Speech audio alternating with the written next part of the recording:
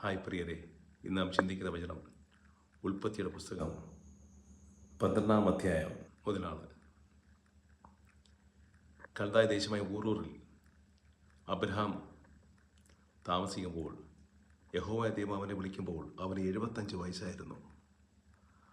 അവിടെ നിന്നും അവന് 100 വയസ്സ് തികയുമ്പോഴായിരുന്നു അവന് വാഗ്ദാന സന്തതിയായ ഇസ്ഹാക്ക് ജനിക്കുന്നത്. 25 വർഷക്കാലത്തോളം അവൻ ക്ഷമയോടെ കർത്താവിൻ്റെ സന്നിധിയിൽ തന്നെ ദൈവത്തിൻ്റെ ദാസനായി ഭക്തനായി അവൻ ജീവിച്ചു. ദൈവത്തിൻ്റെ വഴിയിൽ നിന്നും അവൻ വ്യതിചലിച്ചില്ല, അവിടുത്തെ തള്ളിപ്പറഞ്ഞില്ല.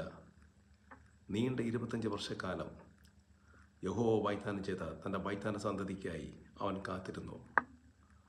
അവിടുന്ന് അവൻ നിവർത്തിച്ചു കൊടുക്കുകയും ചെയ്തു.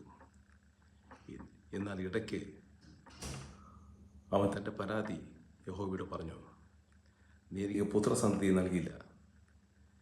എൻ്റെ ഭവനത്തിൽ ജനിച്ച എൻ്റെ ദാസനാണ് എൻ്റെ സ്വത്തിൻ്റെ അവകാശി. അവിടുന്ന് പറഞ്ഞു, ഒരിക്കലും അവനല്ല, നിൻ്റെ പുത്രൻ തന്നെയായിരിക്കും നിൻ്റെ സ്വത്തിൻ്റെ അവകാശി. പ്രിയമുള്ള സഹോദരങ്ങളെ, ദൈവത്തിൻ്റെ വാഗ്ദാനം നമ്മുടെ ജീവിതത്തിൽ തക്ക സമയത്ത് നടക്കും. അവൻ തക്ക സമയത്ത് നമ്മുടെ കണ്ണീർ തുടച്ചു മാറ്റും. നമ്മുടെ വേദന, നമ്മുടെ ക്ലേശങ്ങൾ, കഷ്ടങ്ങൾ അവൻ നിശ്ചയിച്ചുറപ്പിച്ച സമയത്ത് ഒരു സിയോൻ പർവ്വതം പോലെ നമ്മുടെ ശത്രുവിന് മുമ്പിൽ നമ്മെ ഉയർത്തും.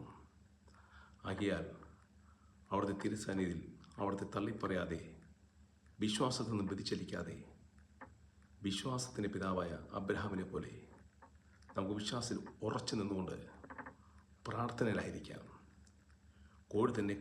കോഴി തൻ്റെ കുഞ്ഞുങ്ങളെ ചിറങ്കിൽ കാത്തുകൊള്ളുന്ന പോലെ അവൻ നമ്മെ വിശ്വാസത്തിൽ കാത്ത് സംരക്ഷിക്കുമാറാകട്ടെ. കർത്താവേ, കേട്ട വചനത്തിനായി സ്തോത്രമപ്പ.